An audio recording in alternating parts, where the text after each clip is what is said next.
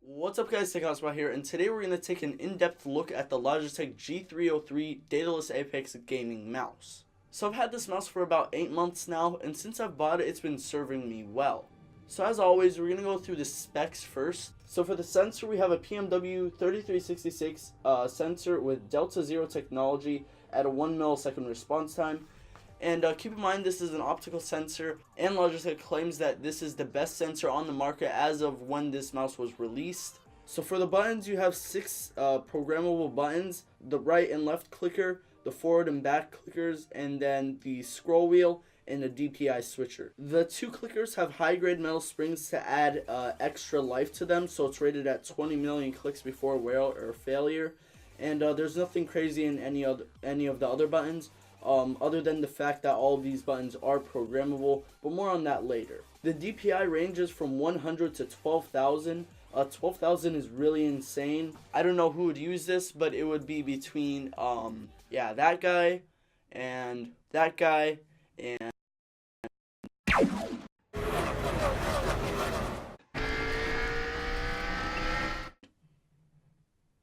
Ka-chow. And at the core of this all is a 32-bit microprocessor. So now we're going to move on to the design. So the design is aesthetically pleasing. It looks really good, especially with the RGB lights. There are RGB lights in the logo and on the sides, so you can switch between those in the software. More on the software later. Comfort wise, I see a little bit of a downfall here. Obviously it's for gaming, it's not really supposed to be super comfortable, but like there's only a slight arc on the back of the mouse, and that's the only comfort you really get. So it's more for a claw based grip, yeah, it's not for a laid hand. The buttons in my opinion are placed well. There's no issues there, and yeah, that's about it for the design.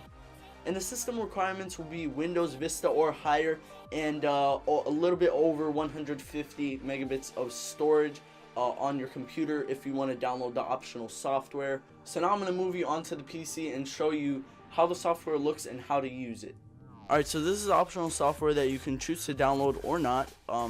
The choice is ultimately yours, but it offers a lot of things, including customizing the RGB lights, changing profiles, programming the buttons, and stuff like that. So we're just gonna run through it real quick. If you want a more in-depth review on this, I will be uploading another video right after this video, basically going in depth on this software, just in case you choose to buy this mouse, or you already have, or you're buying another Logitech mouse and you need a little bit of a review on this software to kind of get a feel of it.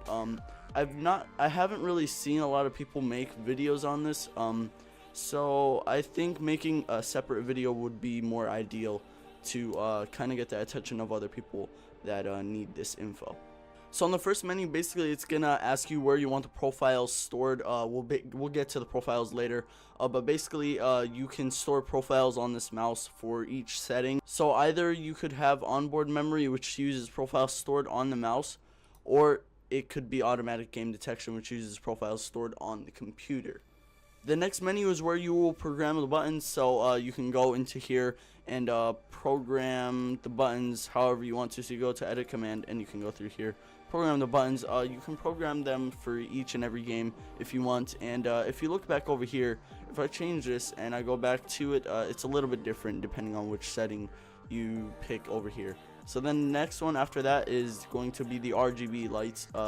So basically you have different lighting effects, color cycle, a breathing effect, and you can change the RGB. So right here I have a custom T-Mobile RGB light on it right now. These are the actual numbers for it, and I put it in, and this is what I got. So yeah, that's how that works. Brightness, rate, all the things you can change, you know. Yeah. The next thing is probably the most useful thing on the software, which is surface tuning. So you don't really need a mouse pad with this mouse, because you can just surface tune it to any surface, even glass, which is really cool. This optical sensor is really amazing. It saved my life so many times. And yeah, that's that. And then there's the last menu, which is probably the most useless one in my opinion. Probably not yours, but basically you can play and then after that it'll count how much times you press each button, and then after that it'll give you a heat map of each one. So you can do this while you're playing the game in the background or whatnot. And that's a basic overview of the software. So to summarize this mouse, I mean, it's a pretty reliable mouse. I've had it for 8 months now, and it's been doing me good so far. The software is really amazing, especially the fact that you can switch between profiles for each game. I found this very convenient, like really convenient to switch between different games, because obviously you play multiple games and each game has its own different controls, and being able to switch the profiles for each game and switch the programmable buttons to whatever you want is a really convenient tool. And finally, the last thing that stuck out to me about this mouse is that it's a community-made mouse. So Logitech took a survey before they produced this mouse and saw what the community liked and what they didn't like, and basically formed this mouse based off of those surveys. And I think this is really good, and I also think that some other companies should start doing this. Obviously, a lot of tech companies already do this. Phone manufacturers do this already currently, but yeah, a good move from a company like Logitech, and I want to see a lot of other companies start doing this. Anyways guys, thanks for watching.